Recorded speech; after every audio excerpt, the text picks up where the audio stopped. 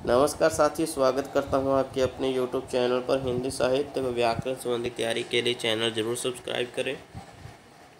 आपको WhatsApp number दे रहा हूं साथियों, ये वाला। आप कोई भी सुझाव देना चाहते हैं और कोई जानकारी लेना चाहते हैं तो अवश्य हमें आप मैसेज कर सकते हैं व्हाट्सएप पर। तो चलिए आज का जो हमारा टॉपिक है उसे पढ़ते हैं साथियों। बहुत ही सामान्य भक्ति काल का एक टॉपिक है, जिसे गौड़ी संप्रदाय या चैतन्य संप्रदाय भी कहा जाता है। इसके प्रवर्तक चैतन्य महाप्रभु माने जाते हैं। ठीक है, इसके प्रवर्तक कौन हैं गौड़ी संप्रदाय के? वो हैं कृष्ण चैतन्य महाप्रभु, जिनका समय काल 1486 से लेकर 1530 तक माना गया है। इनके बचपन के नाम विशंभर, निमाई, गौरांग व गौर थे। बचपन के नाम दे रहे साथियों। 1510 में 24 वर्ष की आयु में इन्होंने संन्यास की दीक्षा ग्रहण की। दीक्षा गुरु केशव भारती ने इनका नाम बदलकर कृष्ण चैतन्य रखा। तो ये नोट डाउन कर लीजिए। हम प्रश्न भी ला चुके हैं, MCQs की जो प्रश्न माला चला रहे हैं उसमें हमने बताया भी था कि केशव भारती इनके गुरु, जहाँ से इन्होंने दीक्षा प्राप्त की। आगे पढ़ते हैं साथी। इनका भक्ति मार्ग कठोर त्याग व वैराग्य का हठ योगी मार्ग नहीं था। इनकी भक्ति भावना के केंद्र में प्रेम, ममता और भावुकता है। नोट डाउन कर लीजिए। चैतन्य का दार्शनिक सिद्धांत अचिंत्य वेदावेद है। चैतन्य मत मतलब गौड़ी संप्रदाय का जो दार्शनिक सिद्धांत है वो अचिंत्य वेदावेद है। एक और बात, जीव गोस्वामी ने भगवत संदर्भ में अचिंत्य वेदावेद की व्याख्या की है।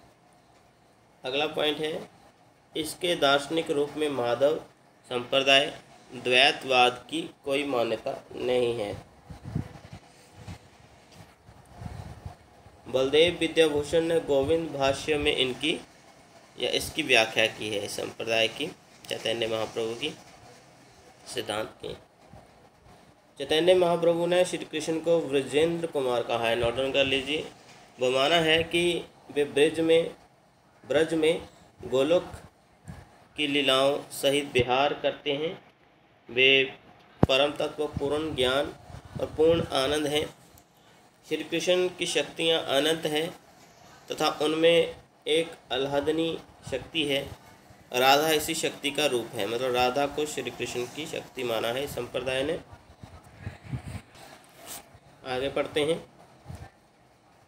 चैतन्य संप्रदाय के बंगाली कवि राधा को परकिया मानते हैं। क्या मानते हैं? चैतन्य संप्रदाय के जो बंगाली कवि हैं वो राधा को क्या मानते हैं? परकिया मानते हैं। परंतु इस संप्रदाय के ब्रज भक्त कवियों में यह मान्यता नहीं है।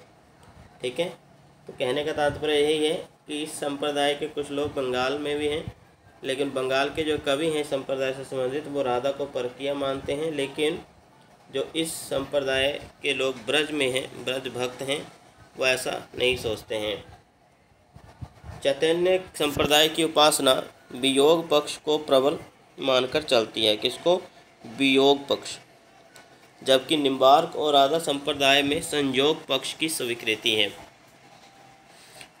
एक और बात, षड गोस्वामी 15वीं-16वीं शताब्दी से आशय गोस्वामी से हैं, जो वैष्णव भक्त कवि व प्रचारक थे। ठीक है, षड गोस्वामी का भी जिक्र होता है, तो वो षड गोस्वामी जो हैं वो 6 गोस्वामी हैं, भक्त हैं, कवि हैं, प्रचारक हैं।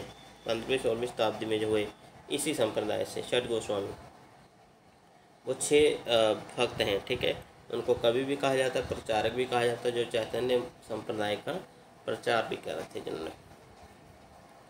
चैतन्य महाप्रभु संवत 1572 में वृंदावन पधारे। ब्रज की यात्रा के बाद उन्होंने अपने 6 अनुयायियों को भक्ति के प्रचार के लिए वृंदावन भेजा।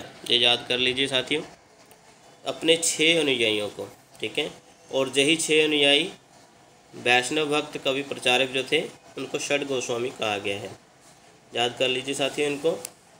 ये 6 गोस्वामी जो थे, 6 गोस्वामी जिनको बोला जाता है, वो है रूप गोस्वामी, सनातन गोस्वामी, जीव गोस्वामी, रघुनाथ भट्ट गोस्वामी, गोपाल भट्ट गोस्वामी, रघुनाथ दास गोस्वामी। प्रथम 3 अधिक विख्यात हैं, ये रूप गोस्वामी, सनातन गोस्वामी और जीव गोस्वामी, याद कर लेना साथियों। गौड़ीय संप्रदाय के प्रमुख कवि और उनकी रचनाएं।